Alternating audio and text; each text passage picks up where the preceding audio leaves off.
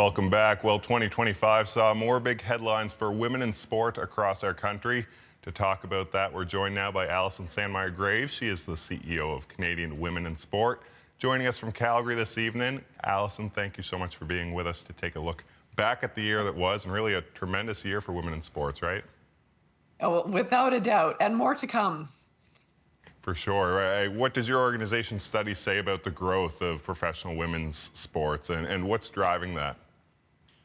Well, we can see, on our screens in our own communities, the fact that we now have women's professional hockey, we have women's professional soccer, and coming up soon in 2026, we'll have women's professional basketball in the Toronto Tempo, complementing the Maritime Women's Basketball Association, which I know has been doing some great things on the East Coast.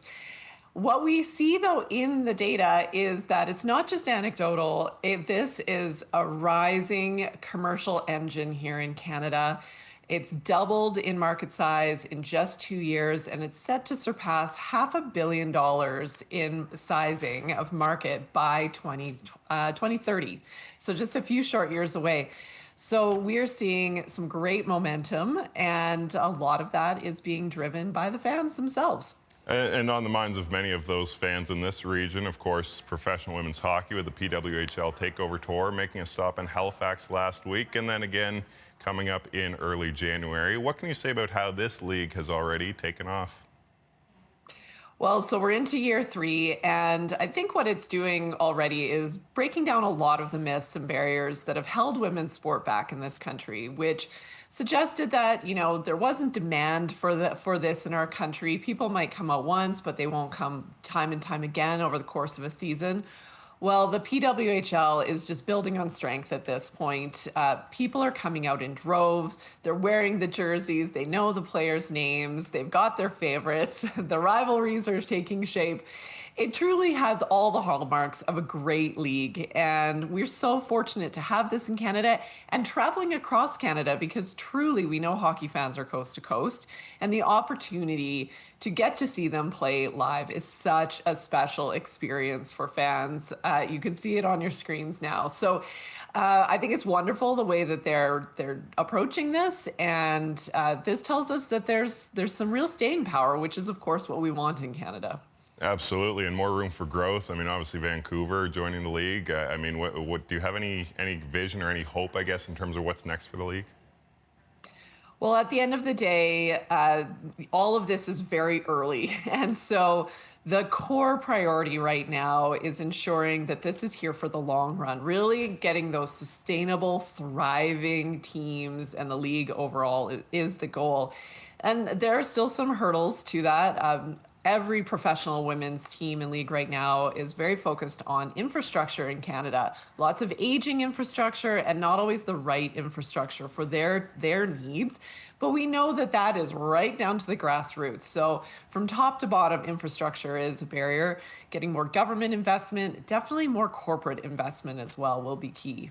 No question. And speaking of more professional opportunities, of course, the Northern Super League launched this year, bringing professional women's soccer to Halifax with the Tides here. What has the first year been like for the NSL?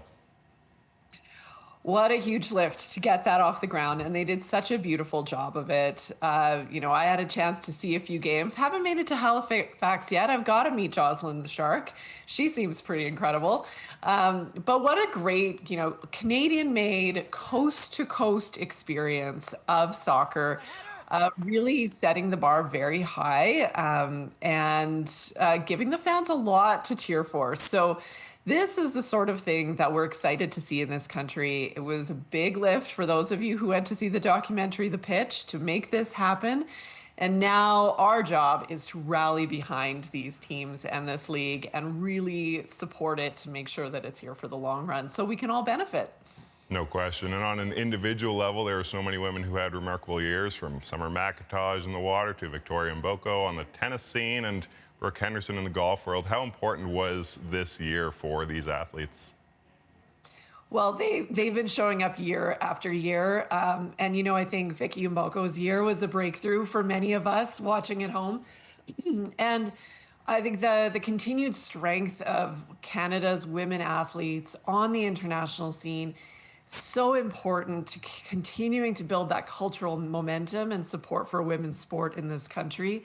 They've always given us great things to cheer for, and now we need to make sure that we're supporting those national teams, we're supporting those national athletes, and looking at them as role models. How do we also give girls in our own communities places to play where they feel encouraged, they feel welcomed and supported, so they can chase their dreams, pretend to be Summer McIntosh, pretend to be Victoria Mboko, and really go for it to be the next generation that we're cheering for, but also to reap all the benefits that they can gain in their lives. Absolutely. And you talked about earlier about some of those barriers, I guess. I mean, to kind of give more of a platform for younger women and girls to follow their dreams. I mean, what do you see as the biggest next step, if I could put it that way? Well, there's been some great work happening across the Maritimes. We've had a chance to work very closely with many organizations and leaders who are truly dedicated to looking at the sports system and saying, what about this is working really well for girls and women, and what is holding them back? And so that means more women in leadership, contributing to those decisions, to create those spaces. It means coaches getting more training to be the best coaches that they can be for those girls.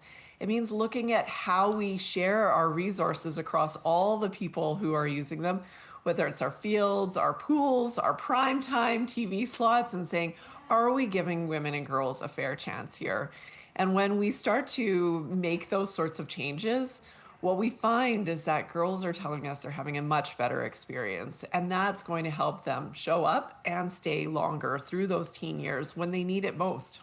For sure. We've only got about 20 seconds, Allison, but obviously 2025 is wrapping up. What signs does this year give you for what's to come in the future?